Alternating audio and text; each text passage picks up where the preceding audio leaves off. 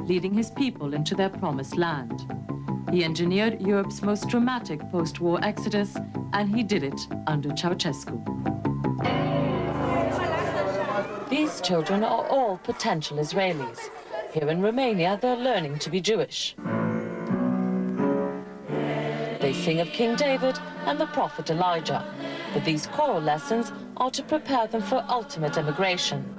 One day, they'll leave Romania for the Israel of their songs, and they'll be joining hundreds of thousands of Romanian Jews already in the land promised by God and delivered by Rabbi Moses Rosen. You've been quoted as saying that you would have shaken hands with Hitler if you could have saved the Jews. Yes. Yes.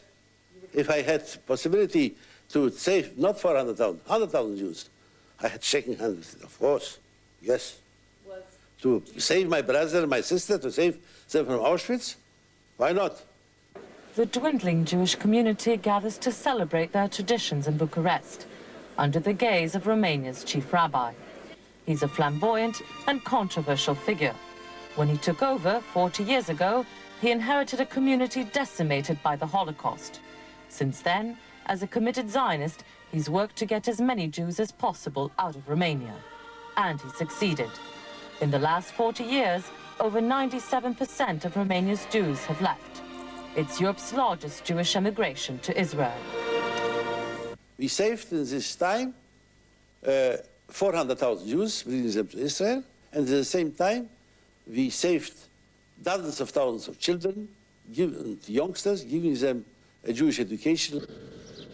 Ceausescu wanted to pull the synagogues down, but this one survived and became a shrine to the 600-year history of the Romanian Jews, a chronicle of Jewish resilience in the face of persecution.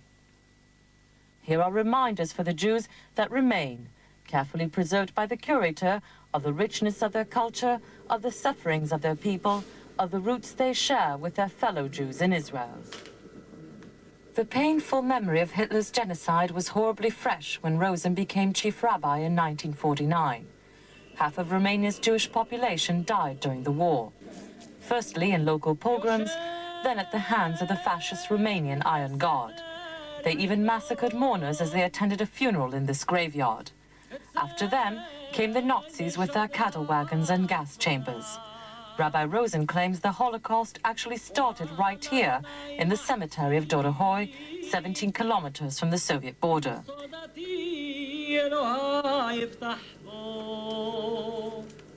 In all, 400,000 Jews were slaughtered.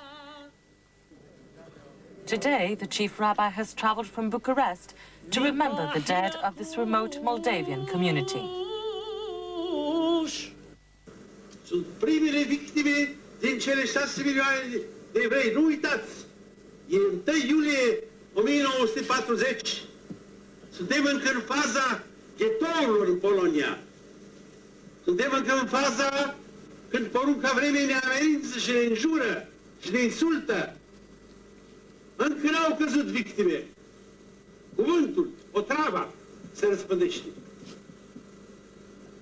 Suntem insultați, suntem calomniați. Da. Dar aici, la Dorohoi, se deschide prima pagină sângeroasă a acestei tragedii care... Every year, the survivors come here, and every year, there are fewer of them. There's been a Jewish community in Dorohoi for 300 years, but not for much longer. Once, there were 11,000 Jews here. Today, there are only 150. Some have died, but many more have gone to Israel as part of Rosen's Zionist dream. Even the local rabbi has left. Emigration has laid waste to this town. The young are taking its future with them to Israel. My home, my country is Israel, but I live in Romania. Bella, you live now in Israel. Yes, I left before 5 years ago. Do you want to stay in Israel or do you want to come back to Romania? I love Israel very much, but because Romania is my country, I born here. I love very much to come here. I want to come here every year, but it's difficult to come. Some say Rosen collaborated too closely with Ceausescu to get the Jews to Israel, giving him credibility abroad. He denies the charge. I saw Ceausescu in the whole time of his 25 years of government no more than 8 times. In the last 3 or 4 years, more. I didn't see him at all. He refused to receive me. I am the only man who fought against Ceausescu. Whatever their relationship,